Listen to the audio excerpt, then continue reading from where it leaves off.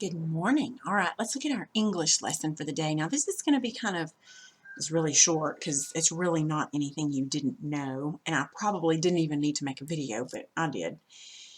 Now, yesterday in our lesson, remember I had all that stuff on the board, and we did the T-chart, and we did the Venn diagram where we kind of organized our information, and then remember how we quickly put together a little essay? And then I was supposed to have saved it. Well, I did, but my computer didn't save it, so I don't have it. But that's okay. So really all we're going to do is I'm just going to look at a couple of things. I think you know how to make a T-chart, and we'll do more of that later on. A Venn diagram, I think you can probably do that, and we'll do that later on too. I can help you with those things. And I think putting it together will be pretty easy for you because your writing has gotten a lot better, okay? Let's look at page 27 in your English book. Okay, and at the very top of page 27, there's a picture of two cars. One looks like a newer car, one looks like an older car. Okay, now, let's read in this yellow box at the very top of page 27. A compare-contrast essay describes the similarities and differences of two people, places, things. Using descriptive words in your essay will help your readers see your two subjects in their minds. Here are two drafts of a description in an essay by Gabriel. Which one uses more descriptive words? Okay, so let's look at the first one.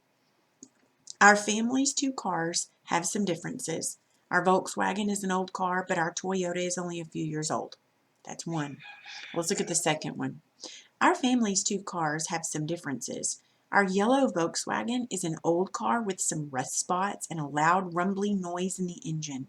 However, our sleek gray Toyota is only a few years old. Did you get the difference there?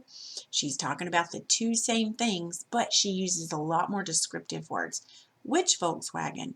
The yellow one with the rust spot. So see, and then she described the engine sound, and so she used hearing, sight. Let's see what else. That's about it. But she used two of her senses to give you descriptions of that so that you use your descriptions. It's easier to see that. The first one, she didn't even say what color it was. She just said it was old. The other one was new. Okay, well, that doesn't tell us much, does it? Okay, so you see how descriptive words can make an essay so much better. Now, you wouldn't go to put descriptive words in your essay until you're at the revising part. Revising, and when you're going through and you're like, I probably should add a descriptive word there. So you'll put the little caret mark and you'll add one. Now, at the bottom of page 27, it's talking about, I'm not going to read all that, but it's talking about using a thesaurus. A thesaurus, I know it sounds like a dinosaur, but it's not.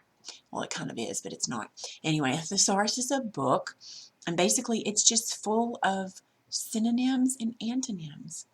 Now, if you remember, a synonym is a word that means the same as another word, like sea and ocean. They mean pretty much the same thing. They're kind of different.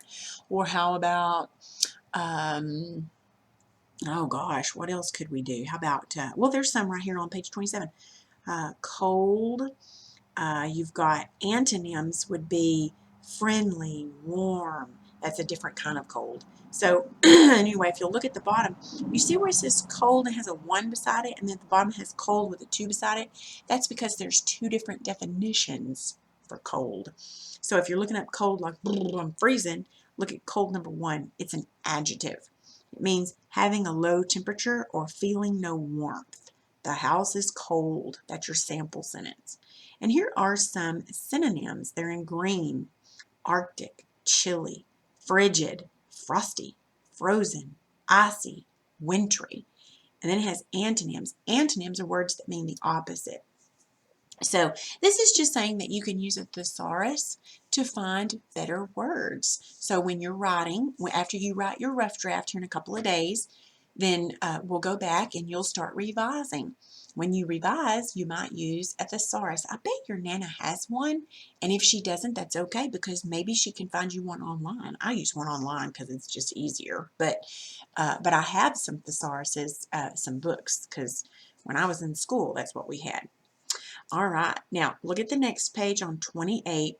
I'm not really going to go over this because you've been doing this probably since about the 2nd grade. So there's your revising checklist. You can go through as you revise, make sure your essay has all those things, and you'll check mark those off as you say, okay, well, I have that, I have that. Ooh, I didn't do that. Let me go back and change it. And then there's a proofreading checklist at the bottom. Now remember, proofreading comes at the end. Did I spell everything correctly? Did I put punctuation where it goes? Did I put uppercase where it goes? Did I underline anything that needs to be underlined? Did I write the title correctly? Those types of things. So these are just your checklist that you'll use. And there is no assignment for today. We were just going over these because we're getting ready to start our rough draft. Remember, now I guess this would be your assignment. What are some things that you could write about that you're going to do a compare contrast? Remember, they need to be sort of the same, but they need to be different. So they need to be something that you can think of differences, but you can also think of similarities. And we can do this by animals, food, seasons, weather patterns, maybe you could, countries or states.